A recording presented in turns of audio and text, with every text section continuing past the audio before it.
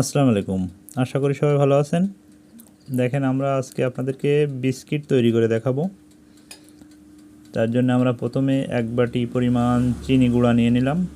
এটা বাজার থেকে চিনি কিনে এনে গুঁড়া করে নিয়েছি। যাই হোক 1 বাটি পরিমাণ চিনি গুঁড়া দিয়ে দিলাম। একেবারে গুঁড়া করে পাউডার করে নিয়েছি। এবার আপনার 1 বাটি পরিমাণ তেল দিয়ে দেব, সয়াবিন তেল। দেখেন একদম গুঁড়ো করে নিয়েছি, কিন্তু পাউডার করে নিয়েছি চিনিটা। 1 বাটি পরিমাণ তেল দিয়ে দিলাম। তেলটা কিন্তু আপনার আমাদের 1 বাটিতে আপনার হাফ কেজি ধরে। চিনির গুঁড়া মনে করেন হাফ কেজি নিয়েছি, তাহলে আমাদের হলো হাফ কেজি 1 কেজি। এবার আপনার বেকিং পাউডার দিয়ে দিলাম।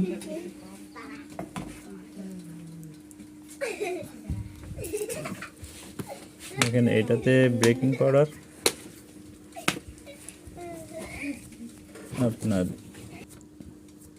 হাফ কেজি তেল, হাফ কেজি চিনিতে আপনার 1 চামচ পরিমাণ বেকিং পাউডার দিয়ে দেবো। বেকিং পাউডার দিয়ে দিলাম। এবার আপনার ক্যাস্টার্ড পাউডার দেব।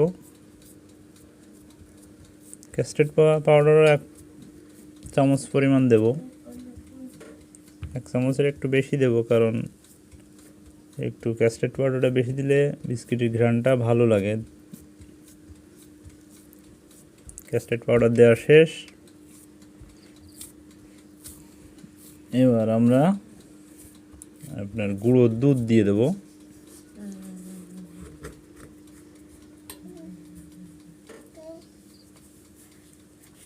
এই গুঁড়ো দুধ দিয়ে দিচ্ছি। গুঁড়োর দুধটা কিন্তু আপনার বেকিং পাউডার ও ক্যাস্টার্ড পাউডার থেকে একটু বেশি পরিমাণ দিতে হবে, তাহলে স্বাদটা কিন্তু অনেক ভালো আসবে।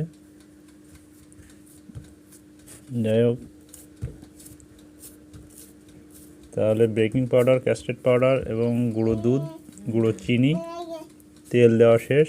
এবার আমরা একটু ফুড কালার দেব, কিন্তু এটা আপনার কুসুম কালারের ফুড কালার।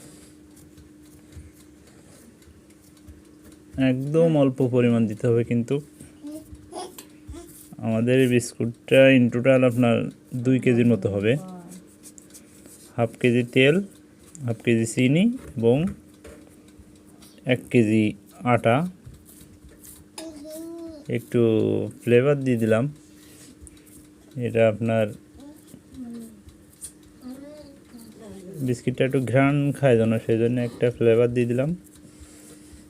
অল্প পরিমাণ দিতে হবে।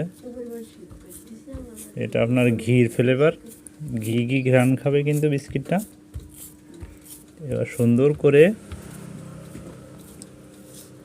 আপনার মিক্স করে নিতে হবে, কোথাও যেন দোলা দোলা না থাকে। একটু অল্প পরিমাণ লবণ দিতে হবে, কিন্তু খুবই অল্প দিতে হবে,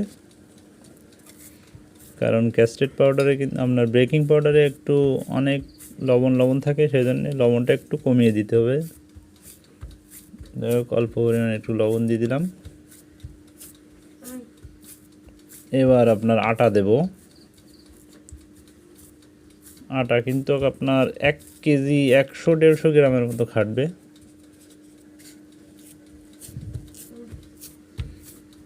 দেখেন আটাটা যতটা লাগে ততটাই দিতে হবে, যতক্ষণ আপনার ঠিক মতন ডোটা তৈরি না হয় তত সময় কিন্তু আটাটা দিতে হবে। আস্তে আস্তে অল্প অল্প করে দিয়ে মিক্সড করে নিতে হবে, একবারে আটাটা সম্পূর্ণ দেওয়া যাবে না।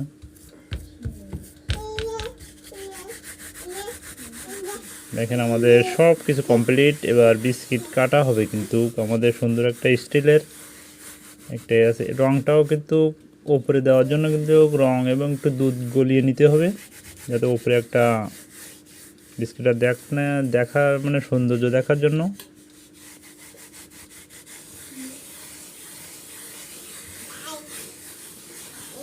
আমাদের এটা গোলানো শেষ। এবার বিস্কিট কাটবো। দেখেন কত সুন্দর করে ফটফট করে কাটা হয়ে যাচ্ছে।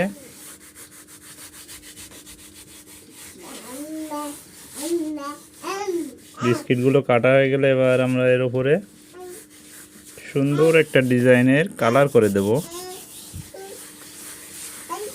কালারের জন্য কিন্তু বিস্কিটটা অনেক সুন্দর দেখাবে। দেখুন বিস্কিটটা কিন্তু খেতেও যেমন স্বাদ, দেখতেও তেমন স্বাদ। একটা পানের বোটা নিয়ে নিচ্ছি কিন্তু এবার আমরা কালারটা দিয়ে দেবো। দেখেন সুন্দর করে কালারটা দেওয়ার জন্য কিন্তু বিস্কিটটা অনেক সুন্দর দেখাচ্ছে। কিন্তু এই কালারটা করা হয়ে গেলে আমরা এটা ফ্রাই হওয়ার জন্য কিন্তু ওভেনে দিয়ে দেবো। দেখুন আমাদের 15 মিনিট ফ্রাই করা হয়ে গেছে। আমরা কিন্তু ওভেনের টাইমটা 15 মিনিট দিয়েছিলাম। এবার বিস্কিটটা বের করব। দেখেন কত সুন্দর একটা কালার আসছে, উপরে ফেটে ফেটে গেছে কিন্তু বিস্কিটটা অনেক জোরজোরি এবং অনেক সুন্দর, খেতেও ভালো। একটা ভেঙেও দেখাবো আপনাদেরকে। দোকানের বিস্কিটের চাইতে কিন্তু অনেক স্বাদ এই বিস্কিটটায়। দেখুন বিস্কিটগুলো কত সুন্দর দেখতে হয়েছে। এটা আমরা আপনাদেরকে ভেঙে দেখাচ্ছি। দেখুন অল্প একটু চাপ দিলেই কিন্তু বিস্কিটটা ভেঙে যাচ্ছে। ভিতরে কত সুন্দর, দেখুন কত সুন্দর ফ্রাই হয়েছে। দেখুন চাপ দিলে কিন্তু অনেক গুঁড়ো গুঁড়ো হয়ে যাচ্ছে। যাই হোক, সবাই ভালো থাকবেন, সুস্থ থাকবেন। আমাদের ভিডিওটা ভালো লাগলে অবশ্যই একটা লাইক করবেন। আল্লাহ হাফেজ।